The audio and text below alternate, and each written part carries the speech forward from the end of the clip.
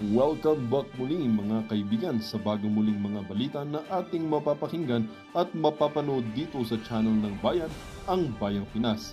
Dito, ating matutunghayan ang mga bagay na nangyayari sa ating bansa, partikular na umano sa loob na mismo ng gobyerno at lalong-lalo na dito sa kasalukuyang administrasyon. Ngunit bago ang lahat, kung bago ka pa lamang sa ating channel ay siguraduhin mong ikaw ay mag-subscribe, pindutin ang notification bell at syempre piliin na rin ang all upang lagi kang maging updated sa mga balitang bago, totoo at walang bias. Syempre mga kaibigan at kung mga ating mga solid viewers naman dyan ay maraming salamat naman po sa inyong walang sawang pagsuporta. At huwag din pong kalimutang magpakita ng suporta sa ating channel sa pamamagitan ng pag-like at pag-share sa ating mga videos. At syempre mga kaibigan, kung meron ka naman pong hinaing at opinyon, ang ating comment section ay bukas para sa inyong mga opinyon at mga hinaing at kung ano po ang nais nyong sabihin sa ating mga gobyerno upang mabasa na ito. Heto na nga mga kaibigan, atin nang panoorin at pakinggan ang balitang ito.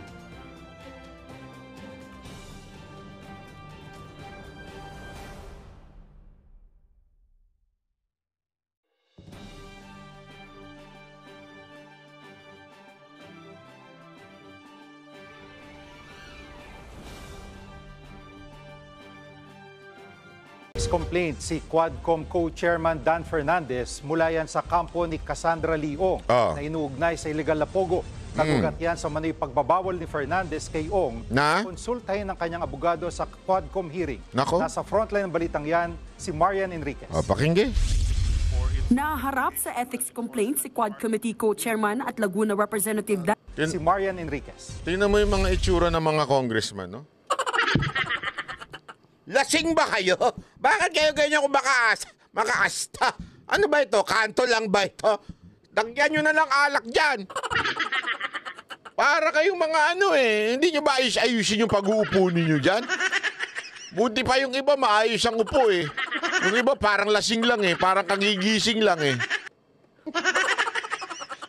Hindi, ako mga kababayan, ito ba masasabi nyong honorable? If you cannot bring your honor, do not expect us to respect you honorably. Diba? You want us to respect you honorably, pero yung asta nyo para kayong mga lasing. Ano to? Ganyan kayo makaasta. Diba? Huwag ganun. Kung talaga honorable kayo, diba? Para respetuhin namin kayo. Respetuhin nyo yung mga witness para tawagin kayong honorable. Your honor, di ba? Hindi nyo naman nire-respeto, kaya ganyan na nagiging treat sa inyo rin ng iba. Naharap sa ethics complaint si Quad Committee co-chairman at Laguna Representative Dan Fernandez. Ang reklamo, isinampa ni Attorney Ferdinand Topacio, ang abogado ni Kasi naman to si Cassandra, paipit-ipit pa kasi inipit niya yung buhok niya Baka witness ng... Di ako nagtatanong lang. Dan Fernandez. Ikaw diretsuhan tayo May picture tayo. Dan Fernandez. Mahilig ka ba talaga sa yung nakaganyan, nakapony pa yung buhok? Parang napapanood ko lang yan sa Mahilig ka ba sa mga ganyang Kasi naman Cassandra, dapat next time hindi ka mag-aayos pag pupunta ka dyan. Cassandra Leong na iniuugnay sa mga illegal na pogo. Ayon kay Topacio, lumabag si Fernandez sa Code of Conduct sa gitna ng investigasyon sa operasyon ng mga pogo. Nilabag daw ng mambabatas ang karapatan ni Cassie Ong na kumonsulta sa kanyang abogado, pati ang karapatan nitong manahimik sa mga pagdinig. Hinarang at pinagbantaan daw ni Fernandez na ipakokontempt si Topacio kung hindi siya titigil sa pakikipag-usap sa kanyang kliyente. This was unprecedented. Unprecedented. Legislative history in this country. Na haharangin mo yung abogado.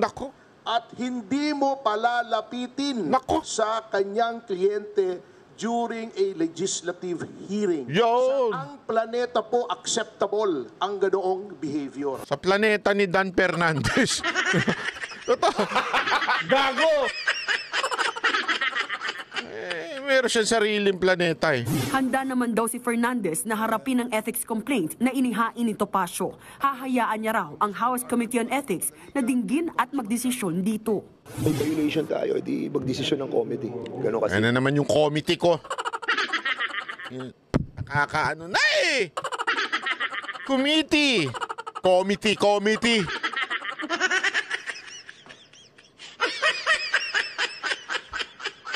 Mr. Congressman, it's okay kung mga vloggers ang ganyan magsalita o mga kantuboy, okay lang eh. Pero congressman kayo, committee. Magagalit yung English teacher ko niyan eh. Byron! Byron po kasi talaga pangalan ko.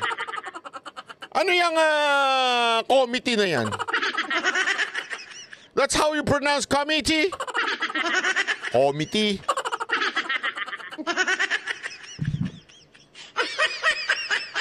Di ba? Harapin natin lahat yan. Harapin natin lahat yan naturalmente. Confident kayo. Confident. As in P. Alam niyo kung bakit confident kayo? Kontrolado niyo naman yan eh. Pero mamaya, explain sa'yo ni Topacio, ni Atty. Topacio, kung bakit niya final yan, amidst na alam naman niyang posible at malaking posibilidad na talagang ma-dismiss tong, hindi naman ma-dismiss, ano man tawag doon, hindi pansinin ng committee on ethics. Di ba?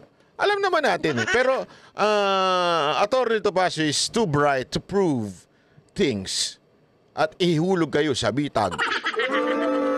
Totoo. Babalita mula sa Frontline, Marian Enrique. Eto kasi alam mo mga kababayan, maaaring tanungin nyo sa isip-isipan nyo ngayon, maaaring iisip-isipan ninyo.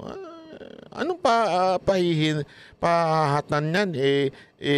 Di ba ang ethics committee is under the speaker, under the congressman din, na magbabarkada lang naman din yan. Ano mangyayari dyan? Magkakaroon ba ng saysayang pagdemanda ni Topacio ng kung ano man dyan sa ethics complaint na yan? Mamaya, papaliwanag natin kung bakit ganyan na importante yan at kailangan suportahan natin ito si Atty. Topacio. Suportahan natin itong kanyang paghain ng ethics complaint. Importante yan. Okay? Ito, pakinggan natin ha. Kasi ito mo, hangang-hanga ako dito sa abogado na ito. Sana nga itong abogado ko, kaya lang napakamahal ni Atty. Topacio. Siyempre, matalino eh. Di ba? Malay mo, pagkatapos niya mapanood to, mapagdesisyon niya niyang banat bay. Ako na lang bahala sa lahat ng kaso mo. Anyway, pakinggan natin. Napakatigas na mga statement ni Atty. Topacio. This is a verified complaint. A copy is right now on its way to the House of Representatives. This is an ethics complaint against Congressman Danilo Ramon S. Fernandez, more popularly known as Dan Fernandez or Attorney Google. Naku, grabe naman yung ganung bira mo. Gago! Attorney Google. Sa bagay, napakaraming ganyan ngayon eh. Yun yung loyalistang vlogger. Ano mang pangalan ng animal na yun? Yung boring na vlogger na mga loyalista. Na may pautot pa siya na ako'y nag-aaral ng abogasya. Tangin ang tagal niya na. Aral-aral ka, bakit hanggang ngayon bobo ka pa rin? Hindi, di ba dapat nag-aaral ka, may natututunan ka? Yung loyalistang vlogger nilang bobo, dapat may natututunan ka kasi nag-aaral ka eh. Pero bakit patagal ng patagal, paboring ka ng paboring at pabobo ka ng pabobo? May Google naman. Hindi mo gayahin si Attorney Google. Attorney Google Dan Fernandez, di ba? Graduate in PhD. Bakit? At least minsan nagmamagaling siya. Hindi pala, kadalasan pala nagmamagaling siya. Di ba? Ito na pakinggan. This is for certain conduct unbecoming of a member of parliament, unparliamentary conduct, which were committed during the hearings of the Quadcom. Nako. I will just give you the general details anyway. I will be leaving this copy for you, and those who wish for soft copies, I will Viber to you later immediately a soft copy. If you recall, noon pong nililitis o dinidinig tungkol sa mga pogo, kinatawan ko po roon, nirepresent ko si Miss Catherine Cassandra Leong. At lahat naman po tayo saksi sa ginawang paglabag sa mga karapatan ni Miss Cassie Leong. Specifically, not only the deprivation of the right to counsel, but physically, this was unprecedented in legislative history in this country, na haharangin mo yung abogado at hindi mo palalapitin sa kanyang kliyente during a legislative hearing, sapagkat ang karapatan na magkaroon ng abogado upang makipagsangguni ang isang testigo sa legislative hearing ay ginagarantiya ng walang iba kundi ng ating saligang batas. Number 2, pagwawarning sa... Unahin natin yan, ha? Importante kasing maunawaan natin yan, eh. Sa lahat ng klase ng paglilitis, kahit saan ho, malinaw sa ating batas yan. Kahit sa anong paglilitis, napaka-importante ng right to have a counsel. As a matter of fact, di ba sinasabi ko nga bakit tayo merong Miranda rights kung ganyan din naman pala ang kamera? Alam mo yung Miranda rights? You have the right to remain silent. Anything that you say will be used against you. Can be used against you. O basta yun na yun. Yeah, may ganyan-ganyan eh. So you have the right to have an attorney or a lawyer. Or if you do not have, the government will provide for you. Napaka-importante niyan, di ba? Babasahin mo yan bago ka aaresto ng isang akusado. Yeah? Akusado pa lang po yun. Di ba? Ibig sabihin, eto, hindi nga akusado, witness lang. How much more that she o Cassandra Ong has all the right to have a lawyer, di ba? Hindi naman necessaryong sasagutin ni Topacio yung tanong kay Cassandra Ong eh. But Cassandra Ong, pwede siya magtanong sa kanyang lawyer at tanongin niya, ano ba ang tama akong sabihin dito? Kasi remember, pwedeng pwedeng under oath yan eh. So ibig sabihin, pwedeng gamitin laban sa kanya yung mga sasabihin niya. So pwede siyang magtanong sa abogado. At yan po'y protektado ng ating batas. Pero dahil nga sa nagmamagaling itong si Attorney Google, na si Dan Fernandez, sinabihan niya si Topacio na gusto mong makontem ka. Gusto mo? Mga siga lang sa kanta. Gusto mo? Ha? Ikontem ka na. Tama na ikaw. Usap. Hindi ko alam Dan Fernandez, kung ikaw ay isang insecure na lalaki. Nai-insecure ka ba kay Attorney Topacio sa kutis ni Attorney Topacio at saka ikaw ba ay na-insecure sa height ni Attorney Topacio? At sa kanya bumubulong si Cassandra Ong. Gago! Hindi ka naman kasi abogado. Palit kayong pwesto, baka bulungan ka niya. Hindi, siguro feeling ko lang May mga, hindi, alam mo mga kababayan, may mga ganyan lalaki. May mga ganyan lalaki Pag nakita sa club, bakit kaya yun ang kasama niya? Hindi naman pogi yun Lami ko alam na ganyan. Minsan nga, pag, hindi naman I cannot relate. Pero, kunwari ako yun. Ang pogi nung kasama, pero bakit? Ang pogi, ang itim nung kasama, Ang pangit, pero bakit ang kasama niya, ang ganda, Pag kunwari ako yung lalaki na yon, lalapitan ko talaga, sasabihin ko, tarantado ka kasi. Magtrabaho ka para magkapera ka. Hindi yung puro inom ka, wala ka nang trabaho, inom ka pa ng inom. Tapos aasa ka na may sasama sa yung babae dahil sa kapugian mo, animal ka. Gaganunin ko talaga. Hindi naman sa sinasabi kong may pera si Atty. Tripacio, pero mayaman yan, ganda na relo yan. Pero kaya din lapitin ito ng ano, kaya din nabubulong-bulungan to ni Cassandra kasi matalino. Anuhin mo yung poging si Dan Fernandez kung wala namang di umanong utak. Allegedly. Hindi ako mga kababayan, tanungin ko kayo. Tanungin ko kayo. Ito, seryosong tanong ito sa mga kababaihan. Ano mas pipiliin nyo na makasama sa buhay? Yung masarap kasama, masarap kausap dahil matalino o yung pogi pero bobo?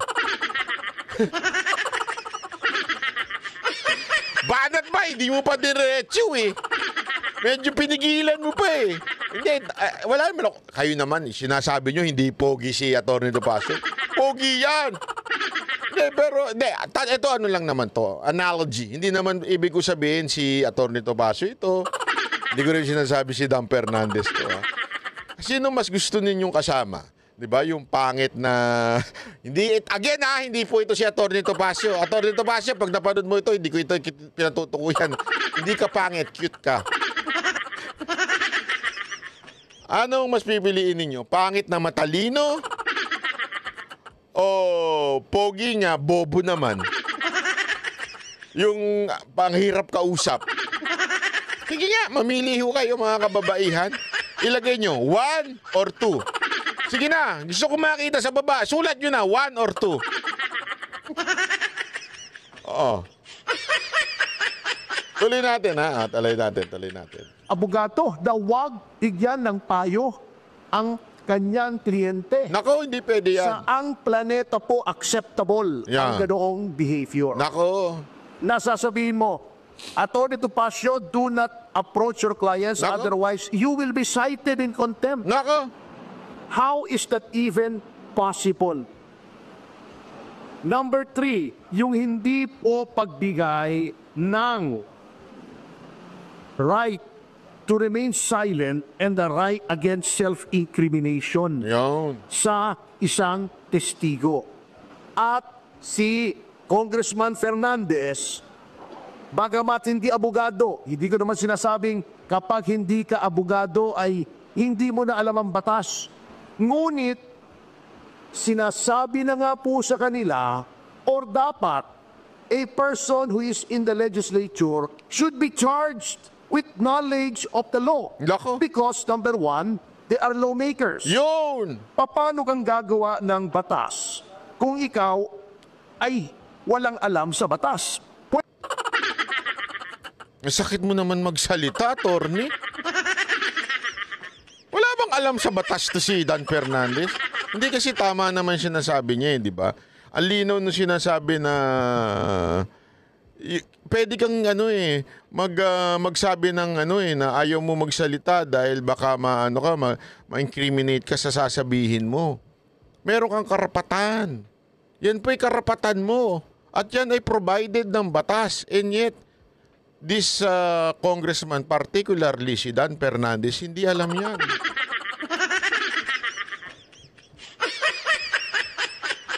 Mr. Dan Fernandez, if I were you, you're not me. Hindi, pero if I were you, go back to school.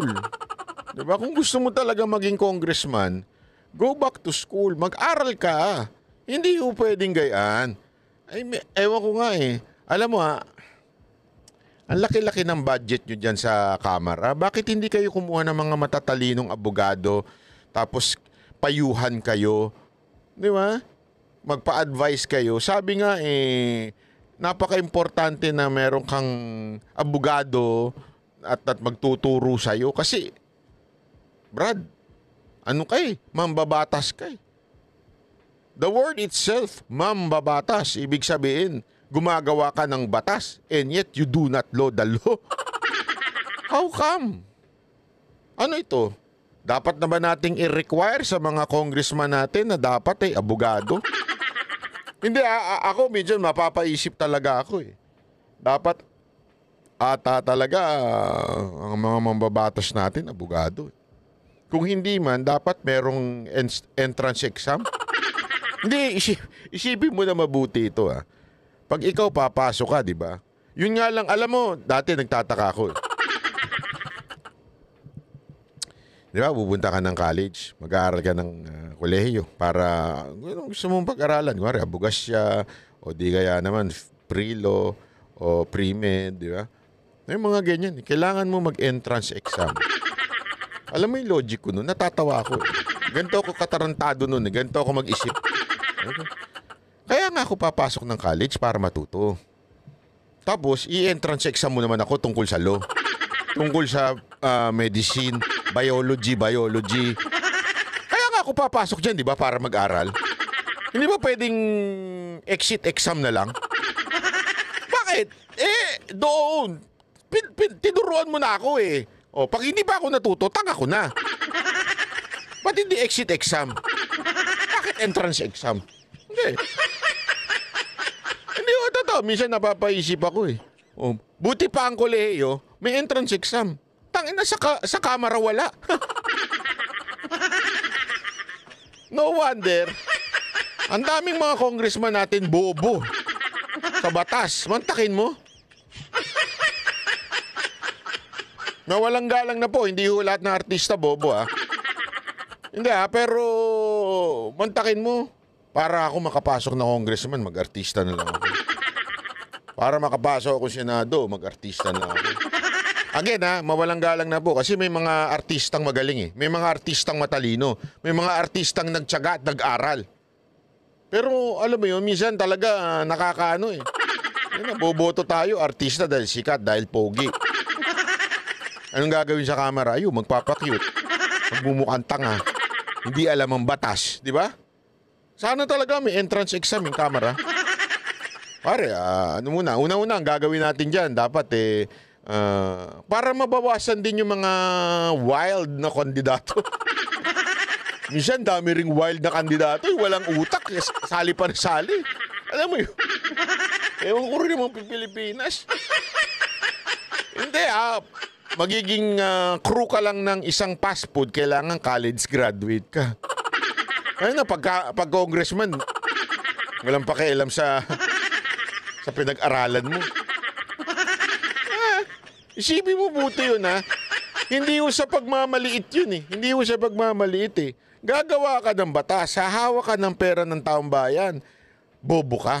Wala kang pinag-ara. Hindi siya hindi ko sinasabi lahat ng mga nag-aral matalino. Hindi ko rin sinasabi lahat ng walang pinag-aralan bobo, Ako'y halimbawa nun.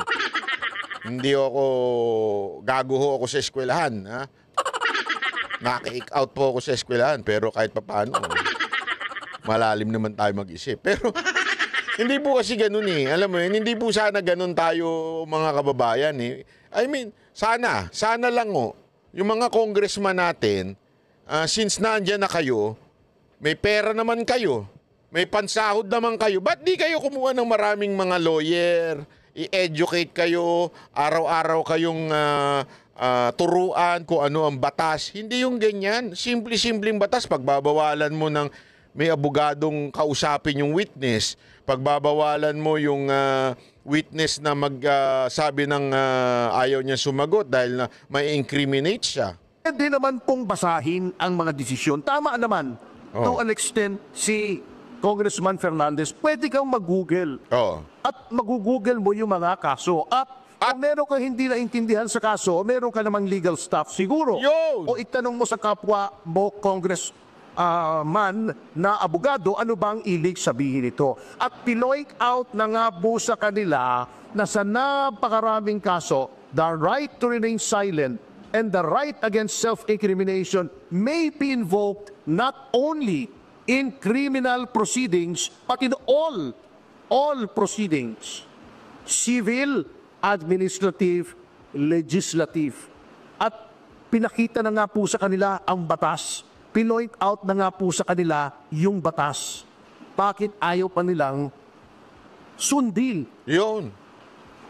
that is also against the oath that they have taken when they took their oath of office to defend and protect the Constitution and the laws of the Republic of the Philippines and pronouncements of the Supreme Court, according to our civil code, are part of the law of the land. Yun. So yan po ang isang violation, ano? Number two, yun pong the right of a witness to be treated with dignity. Yan. Pangatlo na yan, hindi number 2. Pangatlo na yan. Una, yung karapatan ng abogado na payuhan ang kanyang kliyente. Number 1 yun. Yan yung, ito, iniisa-isa ni Topacio yung violation ni Dan Fernandez. Number 1 yun, yung kumausap ng abogado. Pangalawa, yung hindi sumagot kasi kung sa tingin niya ma-incriminate siya. Okay? Pangatlo, ito naman, na galangin at respetuhin. Ito naman yung hindi, pangatlong, ito yung violation na sinasabi ni Atty. Topacio. With respect, kapag ikaw ay tinatawag, na violate po yan. Pinabastos po nila ang mga witnesses, not only my client. But of course, I have no right to complain on behalf of the other witnesses who are also represented by counsel. Yun po. Number 3, yung pronouncements, very unparliamentary. Alam niyo po, in all parliaments in the entire civilized world, meron pong language na kinatawag nila unparliamentary. Iba. Ayaw na ayaw nila si Pangulong Duterte. Sinabi nila, do not use offensive words. Pero bakit sila? Tatawagin nilang pathological liar, pura kapakyut, puro ganon. Tatakutin mo pa. And misleading the witness, sasabihin pa, tingnan mo itong mga napatay, di umano dahil daw ng pogo. Tingnan mo yan, we will grant you immunity. If you testify against them, that is misleading. The legislature cannot grant immunity. It is only the prosecution in certain cases and the prosecution with the consent of the court in other cases that may grant immunity by way of making a witness. So ito, sinasabi niya, yung treatment, mali, di ba? Walang paggalang ang treatment ng mga congressman dito sa mga resource person o di kaya mga witness. Dapat may paggalang daw. Dito, meron pang isa pang parang violation, di umanong hindi sinunod itong si Dan Fernandez. Ano ho ito? Ito po yung nililinlang, dinideceive niya, di umano si Cassandra Ong by saying na we will grant you immunity. Anong immunity? Yan yung sinasabi ni Topacio. Anong immunity? You are not a court. Una-una, tapos ayan, hindi ka pwede mag-ano ng immunity. Hindi naman ikaw husgado, hindi ka naman judge. Diba? Hindi ka naman hindi ho ganyan. Kaya nga natatawa siya yung si Pangulong Duterte. Yung sinabi sa kanya, you answer yes or no. Who are you to say to me you answer yes or no? You are not an investigator. Walang nakasagot sa kanila. Bakit kanyo? Kasi yun ang tama eh. Only on an investigation that you have to answer yes or no. Not on a hearing sa Kamara. Because that is not a court. Akala kasi nito mga tolongges na congressman na ito, korte yan. Mali kayo ng pinasukan. Sana ang inaplayan nyo Supreme Court. Dahil bobo kayo, dahil di naman kayo nag-aral, at tinamad na kayo, gusto nyo magbulakbul na lang kaysa sa mag-aral ng law, kaya kayo pumasok na lang sa congressman bilang di ba, ng mga mambabatas kahit wala na kayong alam sa batas. Tapos magsasabi kayo ng kung ano-ano na korte lang dapat ang gumagawa. Ibig sabihin, pilingero kayo.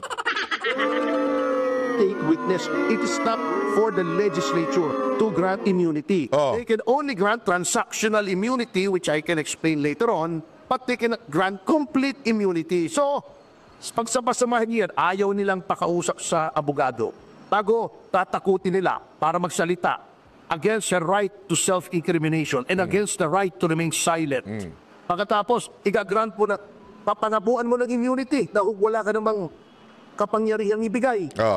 All of these are all parliamentary conduct. And nakalagay po, may rules of conduct, hindi lamang ang miyembro ng mababang kapulugan, kundi ang mga public officials on how they conduct themselves. And it is my respectful contention that Congressman Fernandez has violated these norms of conduct. Ngayon, bakit sa Ethics Committee? Kasi may nakalagay po sa ating konstitusyon na yung mga ginagawa po ng isang miyembro ng legislatura, they can only be made liable therefore in no other place than the legislature. That's why may committee on ethics. They are supposed to police themselves. Now, huli na po, bago tayo pumunta rito, and I feel this is also of equal importance in this case. Sasabihin nila, walang mangyayari dyan sa complaint mo kasi sila din yan eh. Si Congressman Espares ang head ng... Ayan, yan. Maganda ito. Maganda itong ipo-point out ni Topacio. Di ba? Maganda ho itong ipo-point out niya na, kayo-kayo rin naman yan. So, useless yung inyong pagpa-file ng ethics. Magdidesisyon din niya. Kabarkada rin naman nila. Ano lang nila. Tropa rin nila eh. Tingnan natin bakit nakapag-desisyon si Atty. Topacio, ang malupit na abogado, small but handsome. But terrible. Yung ethics. Pagtatakpan lang nila yung sarili nila. Bakit? Well, unang-una, I would like to give our lawmakers, at least the majority, the benefit of the doubt. Although I doubt the benefit. Naku, grabe naman. Ngunit, by doing this... Gusto ko yung quotation na yun. I will give you the benefit of the doubt. But I doubt the benefit. Ano pang mangyaman? Banat ba ya? Plagiarism yun.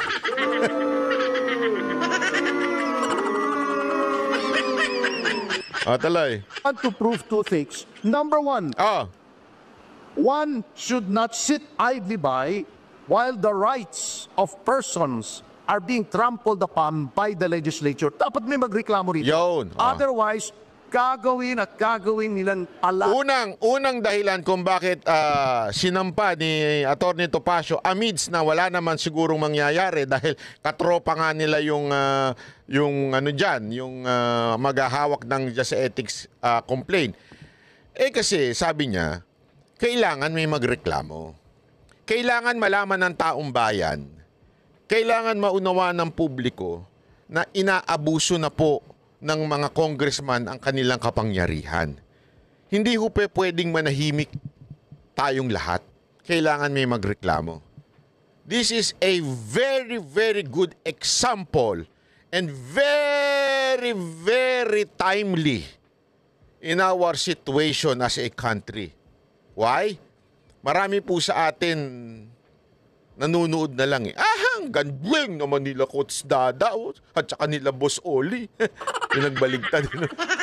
Pati ni Banat J at saka ni Master Bay. Ang galing naman ng kanilang... Hindi pwedeng nood lang tayo nanood at naniniwala tayo sa mga pinagsasabi ng banateros.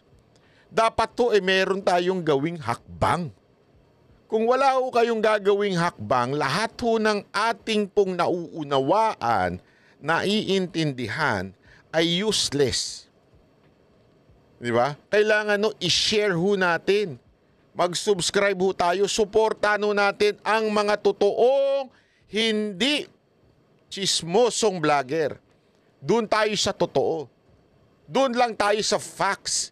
Doon lamang po tayo sa mga tunay na naghahatid ng balita at hindi gumagawa ng fake news at hindi lumalaban ng hindi tama. Dapat po natin itong sinusundan. At hindi lamang po manood at sumusunod, dapat po tayo may ginagawang aktibong partisipasyon sa pamamagitan ng pag-share, pag-like, pag-subscribe. Bakit ito importante ho ito? Kasi nga, yung trabaho nila Atty. Topacio tulad ho nito, na atin pong vino-voice out. Hindi ko sinasabing kung wala kami, wala magbo-voice out. Hindi ho yun. Kasi tayo, pag nagtalakay, talagang tinatalakay natin. Talagang hinihimay ho natin. Kasi nga ho, gusto natin paunawa sa mga Pilipino kung ano na nangyayari sa bayan natin. Lalong-lalo na sa mga OFW na nasa ibang, siyempre OFW nga nasa ibang bansa. Ang tanga mo naman, Banat Bay. Pati yung sarili, binanatan. Ganyan po ako eh. Hindi, kasi totoo naman di ba? Tayo mga OFW, dapat po nating hindi lamang po na, kayo na lang yan sa Pilipinas. Wala na kaming pakialam. Masarap na buhay namin dito. Ang ganda ng gobyerno namin dito. Hindi ganun. Tandaan mo ito. Kung ikaw man ay OFW, ikaw na OFW yung kinakausap ko. Kahit anong gawin mo, manirahan ka man dyan, maging residente ka man dyan, kahit may resident card ka, kahit immigrant ka. Immigrant, hindi po yung kumanta ng na si immigrant. Iba yun. Immigrant. O kahit immigrant ka po, pagbali-baliktarin mo, ang tingin pa rin sa'yo ng ibang lahi, Pilipino ka. Huwag mo nating alisin yun. Pilipino ka pa rin kahit anong gawin mo. Kahit bumaluktot na yung bibig mo kaka-Ingles. And seriously, ganun ka na. Pilipino ka pa rin. Kung anong nangyayari at nababalitaan nila sa bansang Pilipinas, it will reflect to you. Tandaan mo yan. Kaya nga maraming natuwa nung OFW nung panahon ni Duterte. Naalala namin yan kasi kahit si Mocha, kwento yan. Pag may nakasalamuha kami noon eh. Yung kwento ni Mocha noon, sa buffet, sa isang hotel sa Middle East, may show kami. Sabi ba naman, from the Philippines. I like your President Duterte. Gaganon sila. Very good. I'm so happy. I hope we have Duterte in our government. Ganon. But I don't like your past president. Ibig ko sabihin, hindi man kami OFW noon. Kami po ay nag-concert lang noon sa ibang bansa. Alam mo yun, hindi mo maaalis eh. Didikit sa'yo yung bansa mo. Kaya nga importante mga kababayan, etong sinasabi ni Topacio, na unang rason kung bakit kahit alam niya na imposible o kahit alam niya kikilingan ng Ethics Committee etong si Dan Fernandez, kailangan malaman ng taong bayan, kailangan may magreklamo sa ginagawang pambabalahura at pang-aabuso ng mga congressman. Kailangan malaman ng taong bayan yan. Hindi lamang po tayo, mga supporter ni Pangulong Duterte, kailangan malaman ng ibang kababayan natin. Mamaya sa isang upload ko, may a-upload pa akong isa na doon makikita ninyo. Kahit hindi yung Duterte supporter, alam nila na nang-aabuso na itong ating mga congressman. Importante itong ginawa ni Atty. Topacio. Ngayon, may ginawa si Atty. Topacio. Paano malalaman ngayon ng ibang tao yan? Kung hindi mo i-share yung mga ganitong video. Tama, mali. Di ba? So, share ho natin. Diyan sa lahat ng weaknesses, notwithstanding the caveat of the Supreme Court in Ong versus Senate Blue Ribbon Committee, which by the way, I argued before the Supreme Court, which says that all weaknesses must be given due process. Bina-violate na po nila yan. Number two, by filing this, I want to hold a mirror up to our honorable congressmen. Tignan nga po natin, tignan nyo ang sarili nyo kung anong ginawa nyo sa mababang kapulungan, which is supposed to be an august body, which is supposed to be populated by honorable men and women. Kaya honorable ang tawag sa inyo eh. Are you really honorable? Are you really august? Kaya nyo bang ipolis ang inyong ranks? Yan, pinuprove ni Atty. Topacio if you are still honorable. That's the very question that we need to ask our representative. Are you honorable? Di ba ho? Are you? Why? And how? Simple lang. If you can police your own people. Kasi ganito ginawa ninyo eh. Di ba? Yun nga lang pagbintangan, tinanggal nyo na dyan sa Congress eh. Di ba? Hindi pa ito convicted. Ano ginawa ninyo? Yung isang convicted, hindi nyo tinatanggal dyan. Pero yung inakusa pa lang, tinanggal nyo na. Si Congressman Tebes. Pero itong katulad ni Franz Castro na isang convicted child abuser, hindi nyo tanggalin. Diyan pa lang, yung pagiging honorable nyo, sunog na. Eto na naman, there is another example. Inisa-isa ni Topacio ang violation ni Dan Fernandez. Would you be honorable to sanction your own people, your own members? Are you that honorable? This is what Attorney Topacio is trying to prove by filing an ethics complaint. Do you still have any shred of decency left in your bodies para Ako na sasagot. I think, Attorney Topacio, none of the above. Hindi, I think talaga, there is no longer decency. You know why? Let me answer you in a very, very brief. As in underwear. Simple lang eh. Because they are following their fake Lord or fake God. Yun lang naman yun eh. Lahat ng to, tatanong naman nila na yan eh. Tatanong nila yan sa kanilang boss. Speaker, ano ba? Anong gagawin natin dito sa ethics ni ano? O ito naman siyempre, sigurado, himod sa puwitong si Dan Fernandez dun sa kanyang amo. Pagkatapos kong gampanan yung pinag-utos ninyo, di umano. Ethics nyo ako. Hindi naman pwedeng sabihin ni Romualdez kasi ikaw epal-epal ka eh. Kahit mali-mali na, epal ka pa rin. Hindi naman niya gagawin yun. Tama, mali. Sigurado, kakampihan niya yan. Huwag nyo na ano yan. Ako na gano'n dyan eh. Tama, mali. Diba? So, it only proves that wala na kayong honor. Bakit? Kasi wala naman kayo sinusunod. Even if pinrove na ni Attorney Topacio yung violation ni Dan Fernandez. Tama, mali? Kita na mali ang ginagawa ng isang miyembro ninyo at disiplinahin ninyo because by no stretch of the imagination is such conduct exhibited by Congressman Fernandez allowable or should be countenanced or tolerated by anyone. Ayan, alinaw. So, mga kababayan, isang tanong at isang sagot. Sa tingin ninyo, tama ba ang ginawa ni Attorney Topacio na pinoint out niya isa-isa ang violation ni Dan Fernandez? Ito'y halimbawa lang. Sa katotohanan po, hindi lang naman po si Dan Fernandez ang ganyan. Meron dyan yung high blood na laging galit na parang hindi na ata kulang na sa sa romansa. Kasi yung ganyan yung mga kulang sa romansa, galit na galit eh. Ha? Ano sa tingin ninyo? Si Don Fernandez lang ba ang ganyan o pati yung ibang mga congressman?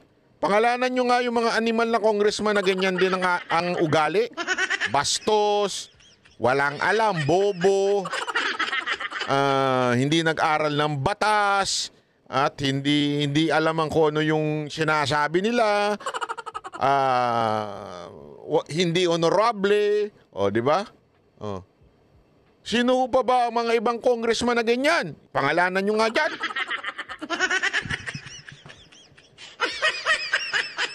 Tapos magagalit sila, sasabihin nila, hearing namin kayo sa fake news, patawag namin kayo. Ano gusto nyo? Tawagin namin kayo, tapos pag di namin gusto yung sagot nyo, pakulong namin kayo. Gusto nyo ganyan?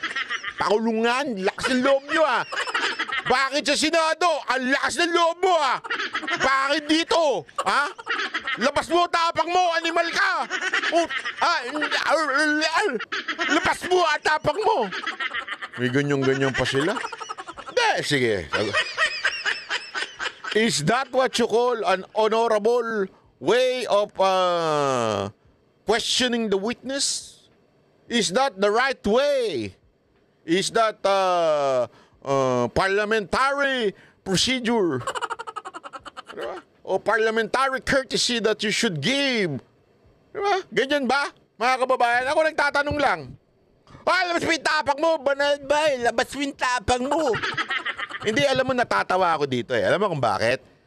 Ganyan-ganyan sila eh, di ba? Kay Grijaldo. Labas mo yung tapang mo, bakit doon sa Senado, tapang-tapang mo? Ha? Ilabas mo yung tapang mo. Ano? Ha? Mga ganun-ganun. Tapos pag inilabas naman yung tapang niya, sigurado ako, contempt yun. Hindi, di ba? Yung totoo, tanongin ko kayo, sa tingin nyo kung nilabas ni Grijaldo yung tapang niya, hindi siya makokontempt?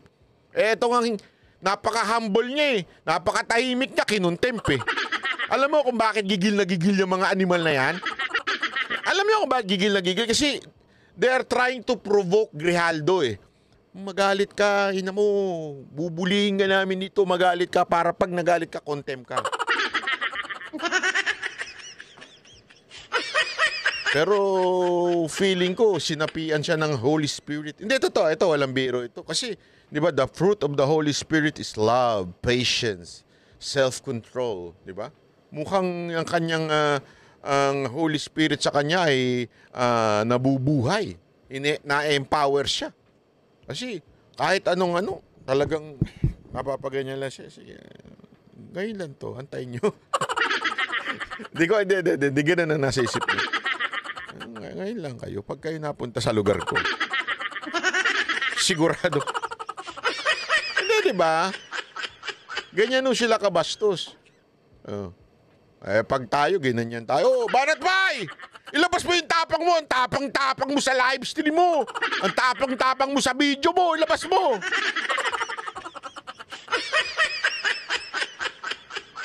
Pag ganyan tayo ng mga congressman, isa lang sasagot ko dyan sa mga yan. Alam nyo ko, ano? Your Honor, 5 minutes break. Bakit? Bakit? Hindi ikaw pwede magsabi ng 5 minutes break. Your Honor, high blood na po kayo, Your Honor. You're so high blood, Your Honor. Kaya, ano nyo muna yung, yung pagiging high blood ninyo, Your Honor. Inom muna kayo ng water. Gusto nyo na makalan? Tagay muna tayo. Ganyan eh, di ba? Hindi. Alam nyo mga kababayan, ginagawa lang natin tong biro pero sa totoo lang, napakalalim na usapin to. Bakit to? Parang hindi na asal congressman itong mga to eh. Para na ho silang judge. Para na ho silang husgado. Pag makaasal. Hindi nga eh. Minsan feeling siguro nila Panginoon sila. Hindi, feeling ko talaga Panginoon sila eh. Akala siguro nila panghabang buhay silang mananatili sa kapangyarihan. Ano? Sabi ko sa inyo. Baka mamaya dalawin kayo ni sino ba yun? Si Elm ba yun? Yung sa Elm Street ba yun? Malay mo, bukas wala na. Huwag ganun. Hindi, ito lang. Ito, seryosong na. Ito, seryoso na. Wala nang lap track.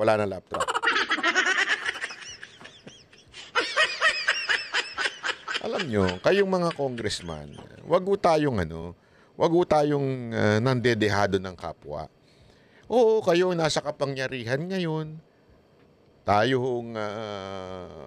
Kami naman pong mga mamamayang Pilipino ay maaari niyong parusahan dahil sa tinatang na batas sa inyo. Pero tandaan ninyo, if we cannot get justice here on earth, you would receive the justice sa another life. Hindi mo ito biro. Baka kala ninyo, porket namatay na kayo, namatay na tayong lahat, tapos na ang buhay. No. There is a God, sisiguraduhin niya ang justice matupad doon. If, sabi nga di ba, pag ginawa nyo ito sa tao, ay nakikita ho yan ng Panginoon. At pag yan ay ginawa ninyo sa isa sa mga anak ko, ay sisiguraduhin niya, pagbabayaran niya yan. Everything that you do here on earth, sabi nga you are free to do it. But you are not free from its consequence. Tandaan natin yan. Everything dito sa mundo na ito? Yes. Sabi nga, everything is permissible but not everything is beneficial. Same principle. Everything, you have the freedom to do it. You have the power to do it. But the consequence, you are not free from it. Ano yun? The consequence na pag gumawa ka ng injustice,